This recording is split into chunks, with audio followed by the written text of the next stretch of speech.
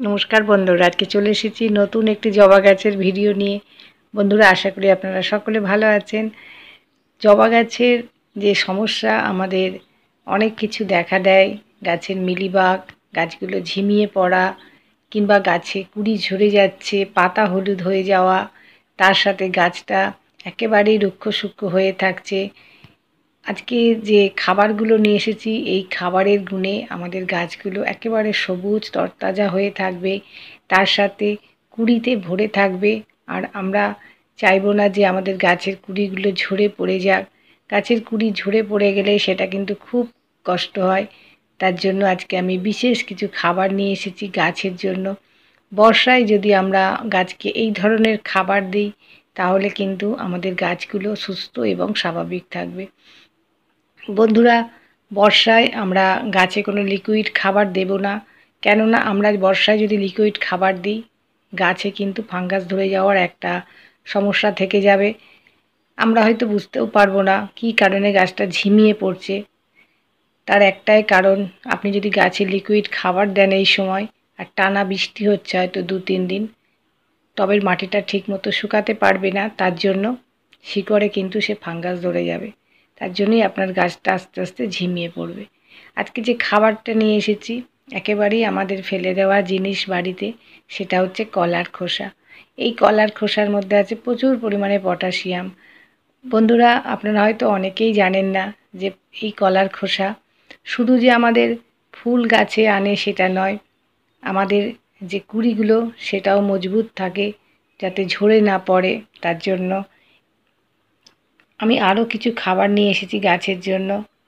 কলার খোসা, তার সাথে চা পাতা, গোবর সার এবং হলুদ, এই 4টির মিশ্রণে আমাদের গাছগুলো একেবারে সুস্থ থাকবে।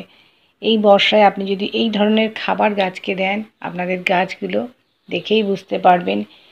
নাইট্রোজেনযুক্ত খাবার গাছকে এই সময় দিতে হবে, কেননা গাছের পাতাগুলো যে হলুদ হয়ে যায় সেটা বন্ধ হবে এই বর্ষায়।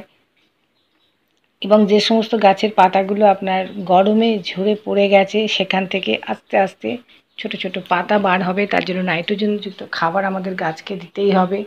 এই গোবর সারের মধ্যে আছে প্রচুর পরিমাণে নাইট্রোজেন, তার জন্য আমরা গোবর সার গাছে দেব এই সময়। এবং চা পাতা, তার মধ্যেও প্রচুর পরিমাণে ট্যানিক অ্যাসিড থাকে।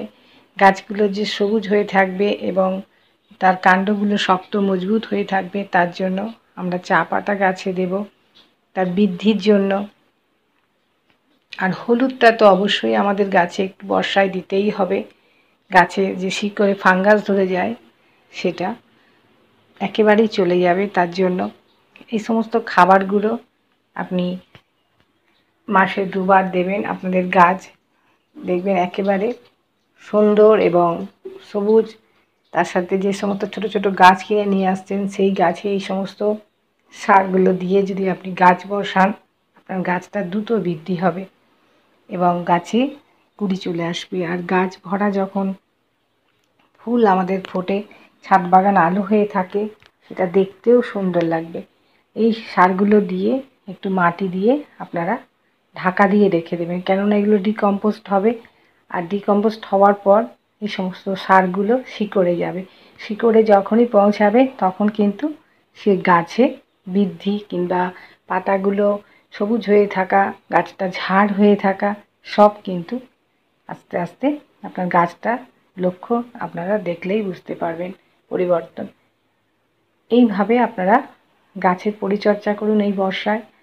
আর বন্ধুরা, লিকুইড তরল সার এই সময় একেবারেই দেবেন না, তাহলেই আপনাদের গাছগুলো দেখবেন একেবারে এইভাবে ফুলে ফুলে ভরে থাকবে। আজকের মতো ভিডিওটি শেষ করছি। ভিডিওটি ভালো লাগলে অবশ্যই একটা লাইক করবেন, কমেন্ট করবেন। আজকের মতো নমস্কার।